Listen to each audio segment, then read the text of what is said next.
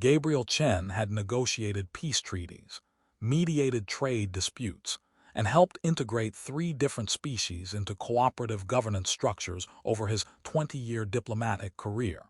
He thought he'd seen every variation of political maneuvering and cultural manipulation that galactic civilizations could produce. Then he met the Velin Empire and realized he'd been working in the minor leagues. The Velin were ancient, powerful, and built their entire civilization around a concept they called Kester, roughly translated as dominant strength. Combat prowess, political ruthlessness, strategic brilliance, these were the only forms of power they recognized. Compassion was weakness. Empathy was failure. Concern for those beneath your station was a character flaw that marked you as unfit for authority. Their current ruler, Empress Calithra the Unyielding, had held power for 70 years through a combination of strategic genius and willingness to eliminate anyone who threatened her position, including 2 of her own sisters and multiple rivals within the noble houses. She was magnificent and terrifying, with iridescent scales that shifted colors with her moods and eyes that assessed everyone as either useful tool or potential threat. Gabriel was on the Velin homeworld as part of diplomatic protocols, establishing formal relations between the Velin Empire and the Human Federation. It was delicate work. Velin viewed humans as interesting but ultimately weak, because humanity valued cooperation over domination.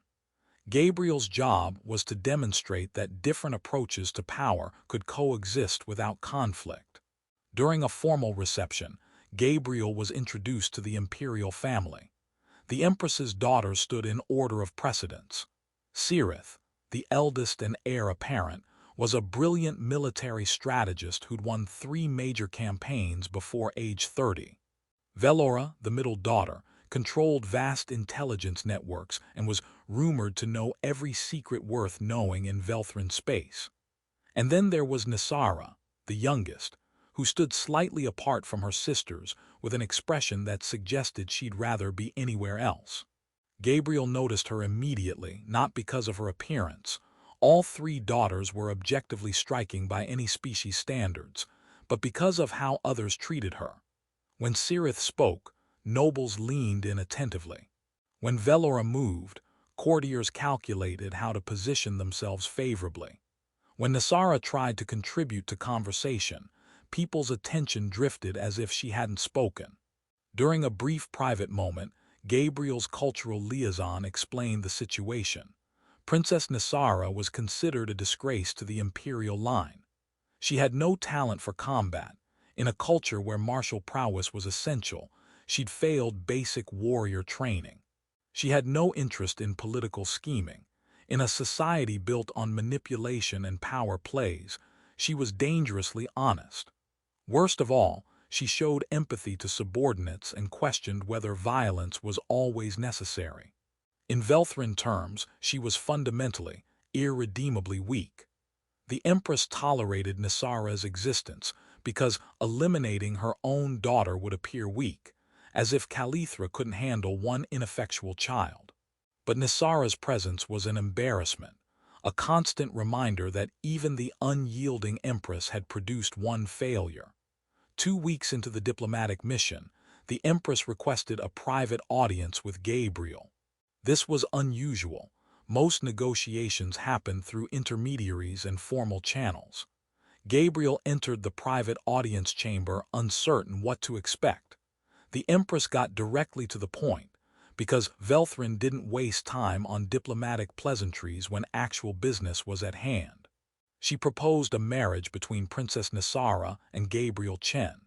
She framed it as an honor, strengthening human-Velin relations through a union between their peoples, demonstrating the Empire's commitment to the alliance, elevating Gabriel to a position of prestige within Velin hierarchy.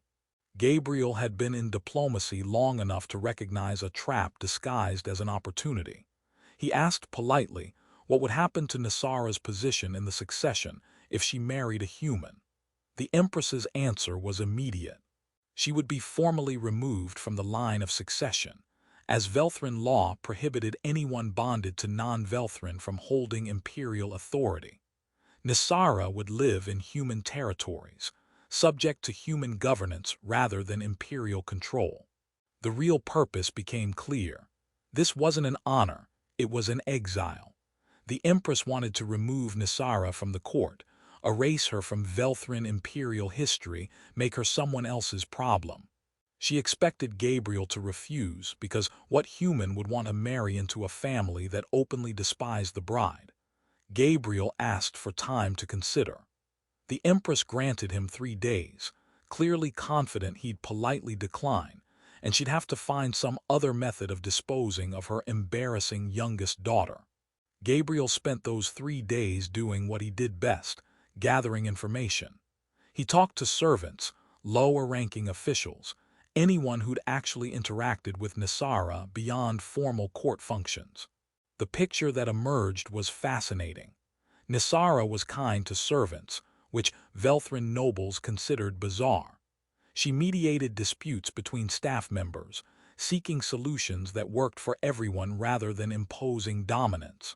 She'd intervene to prevent punishment of a servant who'd made an honest mistake, arguing that fear-based discipline created worse outcomes than supportive correction. By Velthrin standards, all of this was weakness.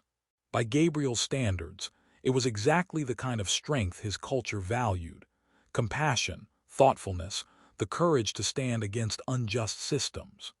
He also learned that Nisara was deeply lonely, isolated by her own family's contempt and the court's dismissive attitude. She'd been taught her entire life that she was useless, that her natural inclinations were character flaws, that she'd failed at being Velthrin. Gabriel made his decision and requested another audience with the Empress.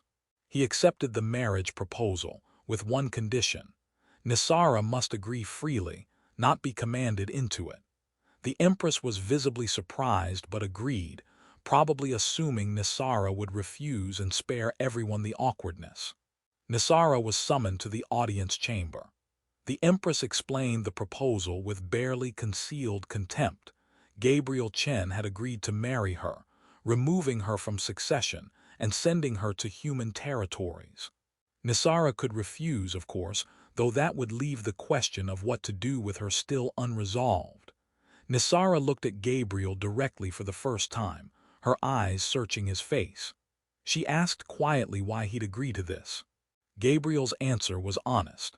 Because he'd heard good things about her character from people who actually knew her, and he believed the traits her culture called weakness were actually strengths his culture valued. She deserved better than to be dismissed by people who couldn't recognize her worth. Nisara agreed to the marriage, probably because any escape from the Velthrin court seemed preferable to remaining where she was despised. The wedding was conducted with minimal ceremony, making clear this was an exile disguised as diplomatic alliance. Haven's Rest was a human colony world on the edge of explored space, young, growing, full of potential, but still developing its identity.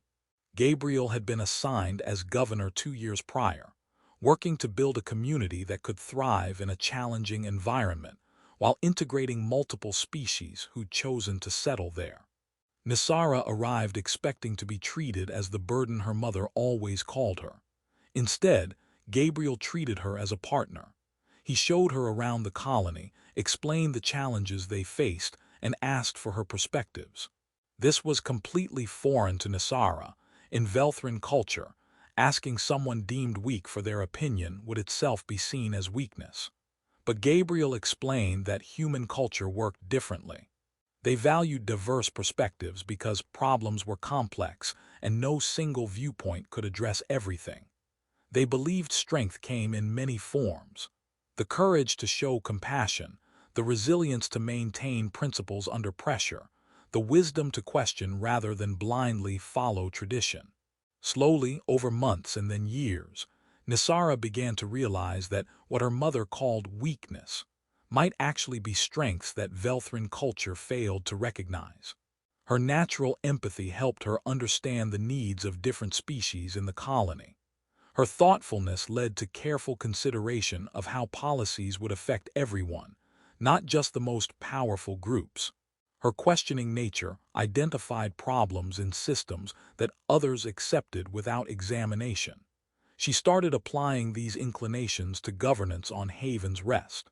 She established programs to help refugees from various conflicts, recognizing that people fleeing war needed more than just physical shelter.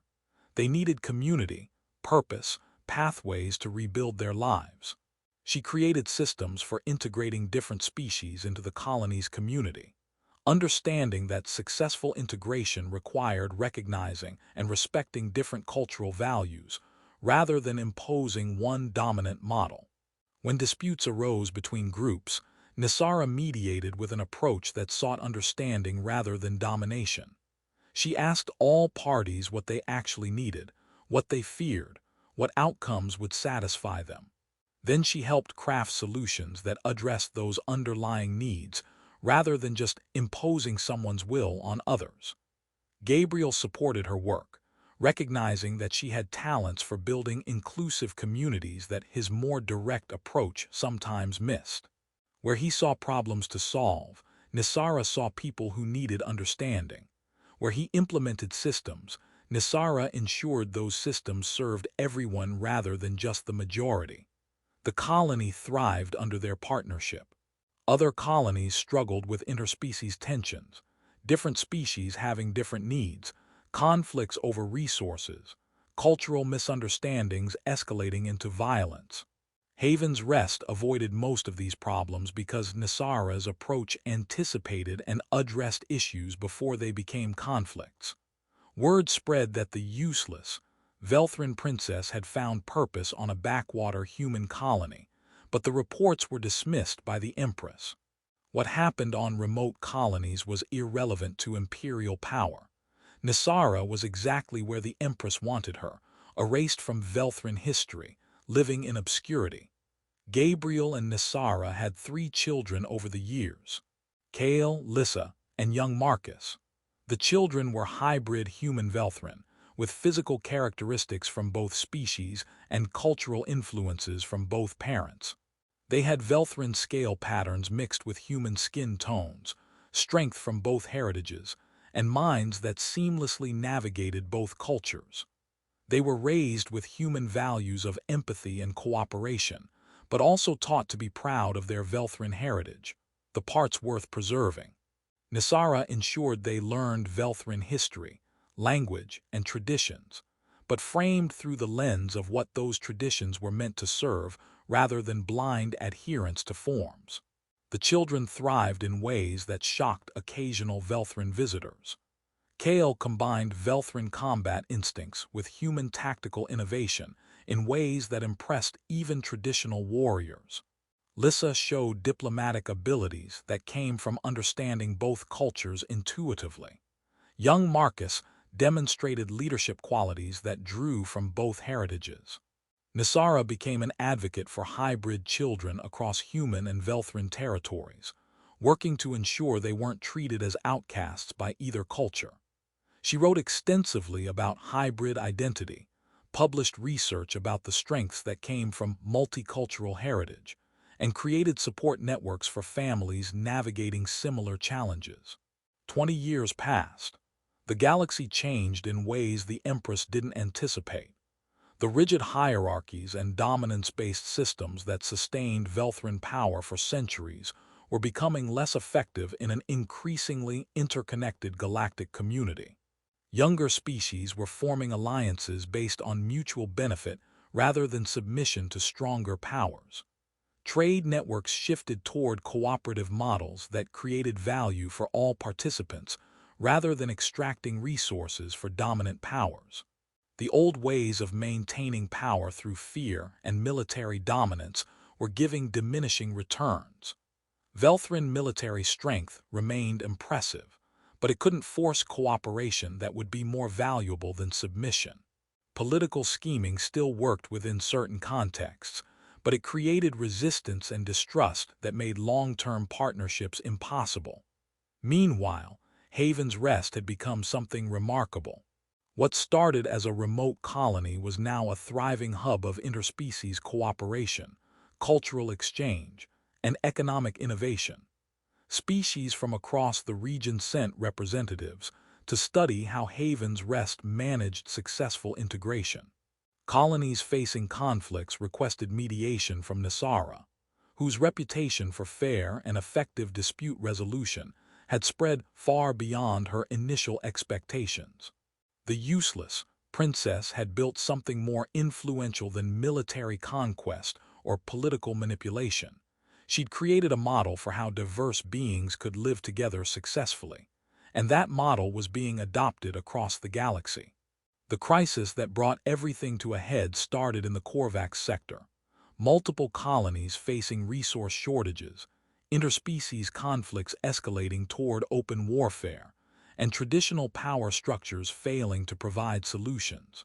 The Velin Empire tried to impose order through military force, but this only increased resistance and made conflicts worse. Species that might have accepted Velin mediation a generation ago now rejected dominance-based solutions as unacceptable. The Human Federation attempted diplomatic negotiations, but humans lacked the deep cultural understanding of the dozens of species involved. Their well-intentioned efforts often missed crucial context, and their proposed solutions failed to address underlying issues. The conflict was on the verge of exploding into full-scale war when Haven's Rest proposed a different approach. Nisara and Gabriel offered to host a conference bringing together all parties in conflict, with mediation based on seeking mutual benefit rather than imposing dominance. They'd successfully managed similar challenges for 2 decades through their inclusive governance model. Perhaps those methods could scale to regional conflicts. The offer was accepted partly because all other options had failed, and partly because Haven's Rest's reputation for fair dealing gave both sides reason to hope for genuine mediation rather than manipulation. The conference lasted 3 weeks. Nisara applied everything she'd learned over 20 years of building inclusive community. She listened to each group's concerns without judgment, helped them articulate what they actually needed versus what they thought they wanted, identified common ground that seemed invisible when each group only focused on their own perspective. Gabriel provided the diplomatic framework and human perspective, while Nisara's Velin heritage gave her credibility with species that respected strength. They could see she wasn't weak, just operating from different principles about what strength meant. The breakthrough came when Nisara reframed the entire conflict. Instead of treating it as competition over scarce resources, she helped everyone see that cooperation could create abundance that competition never would. Different species had different capabilities.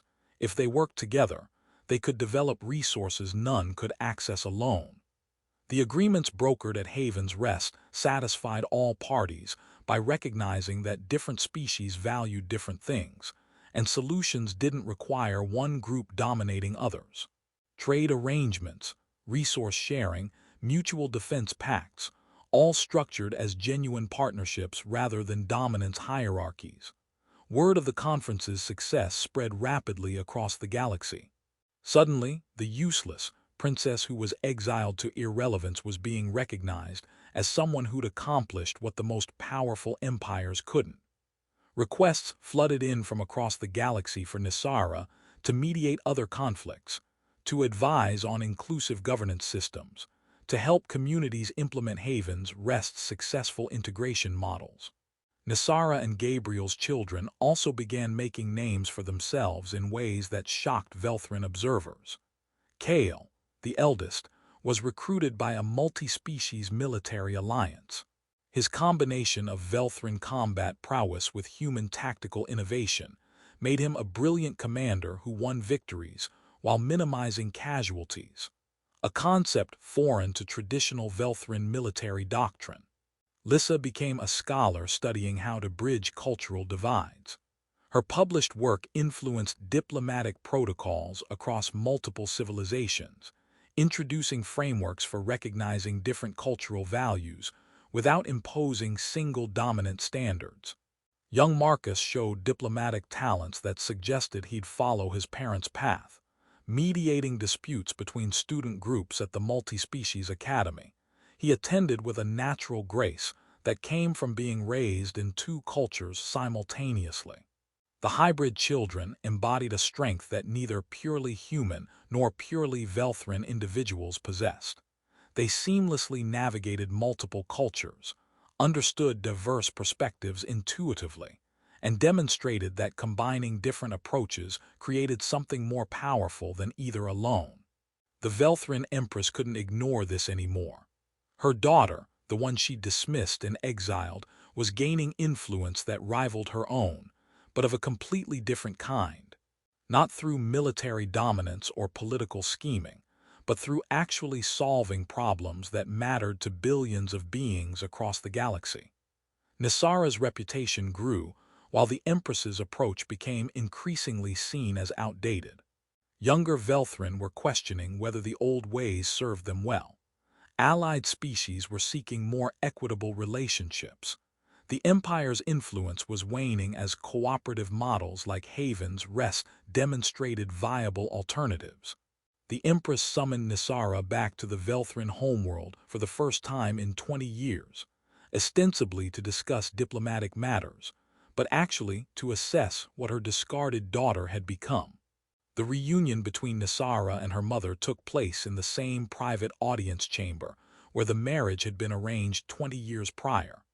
The Empress still sat on her throne, still commanded vast military resources, still ruled the Velthrin Empire with traditional dominance. But she was facing challenges she didn't know how to address, challenges her exiled daughter had somehow learned to navigate successfully. The Empress opened with what might have been a compliment in Velthrin terms. Nisara had exceeded expectations for someone deemed weak, had created influence through methods the Empress didn't understand, had produced hybrid offspring who demonstrated unexpected capabilities. Then came the proposal. Return to the Empire, apply these methods to Velthrin governance, help restore the Empire's waning influence in the changing galaxy. But the proposal was framed in traditional Velthrin terms. Nisara would serve the Empire, strengthen its power, restore its dominance using these new approaches.